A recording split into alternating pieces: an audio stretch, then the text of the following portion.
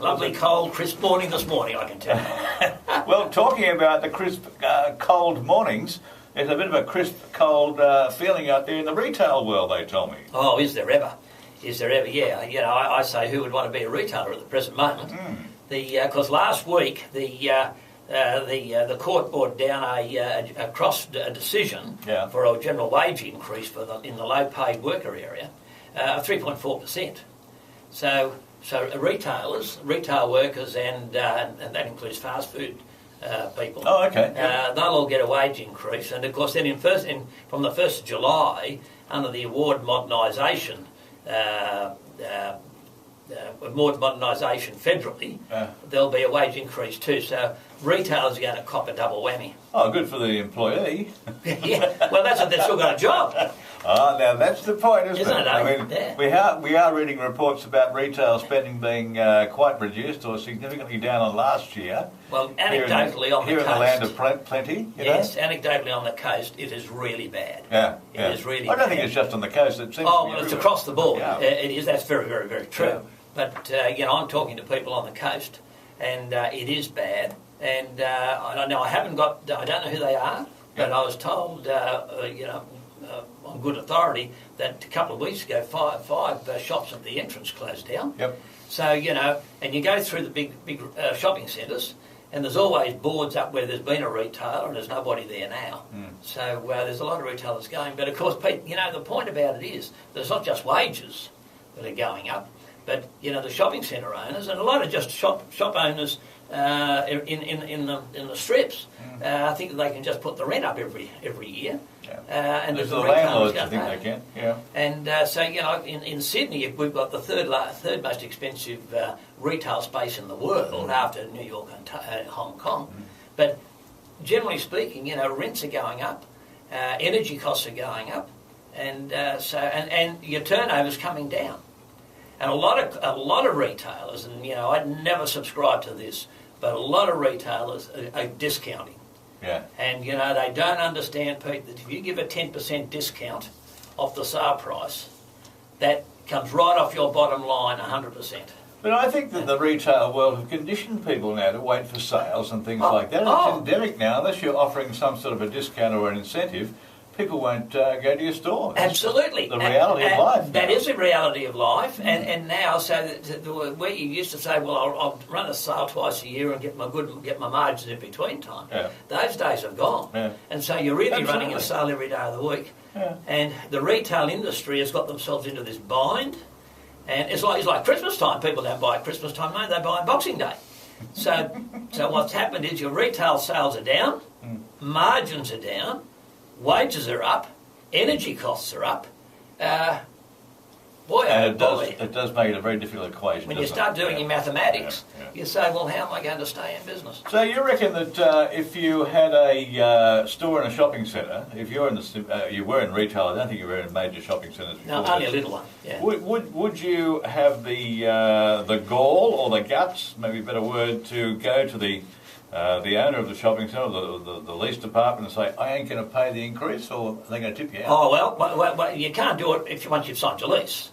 But when the lease comes up for renegotiation, right, okay, which is every 3 years or 5 years, whatever you've signed for, then you say that they'll come along and they'll say we want an increase of 10 or 15%. You say, well, that's fine. Find another tenant.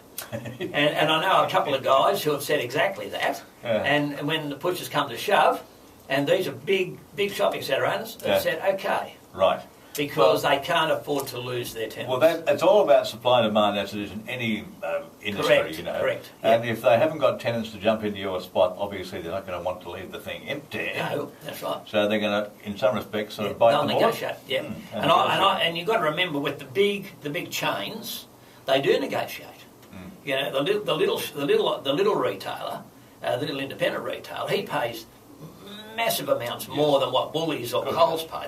They're almost I won't say for free, but dirt cheap. Yeah. And the little guy pays the maker. Yes, exactly. Yeah. Yes. Because those anchor tenants, of course, they've got the buying power. Well, they've got the power.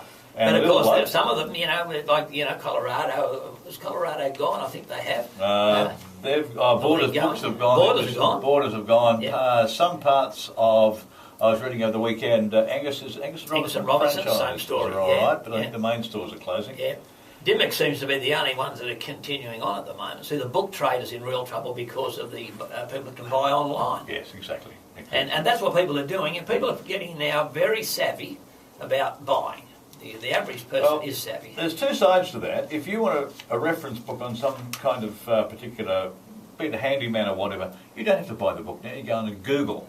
That's the other story. You get YouTube will give you a full demo on how to do it, how to paint your face or whatever, how to pull a tooth. Yeah. So reference books now are really falling down. They are, and it's a bit like recipe books. Why would you want to buy a recipe book? You know, you want to cook something. You race into Google, type in you want to cook fish in a particular way. You've got 1,000 recipes and the colour picture to go with. That's right. So why would you buy a recipe book? So it's going to be the other stuff which is quite easily available, of course, and online. Clothes are the same sort of story. So it doesn't augur well for people in the book game, does it? No. Maybe in second-hand books and. That's a bit different. There'll always be people who want to read real books. Sure. Particularly Australia's got a big market for that. But generally speaking, if you're in the retail trade, you need to be really having a good look at the next 5 years in terms of your strategy and say, why am I here now? And how am I going to start? Ideally, you want a business, a retail business, where you're not affected by the greed of your landlord. That's right. You don't have to employ many staff. Not affected by the internet, and what other features would be something and the big chains can't come in and compete with you unfairly. And perhaps you need work weekends, so it's a Monday to Friday 9 to 5 deal. I wouldn't think that exists. No, it doesn't. And that's the whole issue, isn't it? That's the whole issue. So retail, really and truly, retail is now the toughest it's ever been. Yeah. But again, having said that, the professional guys who really understand retail and run it on a professional basis, I think they can survive. Sure. But, because I heard a story of one of the shops that closed, they didn't even have a computer, let alone a cash register. Now, I can't understand how you can run a business these days without a computer or a cash register. Yeah, I can't imagine how the tax office lets you do it. Yeah. But that's the sort, if you're running a business without all of the basic infrastructure you need to run a business, the business management side of things, you're not going to succeed. Sure, I understand that perfectly. And that applies to everything. It does, doesn't it? What you do. The old mum and pa businesses that operated from a cash book, don't work anymore. Well, okay, well that is a nice insight into the woes of the moment in the retail industry. But good for the workers who are getting an increase in pay. That's right. If they've got a job. If they've got a job. Thank you, Edgar.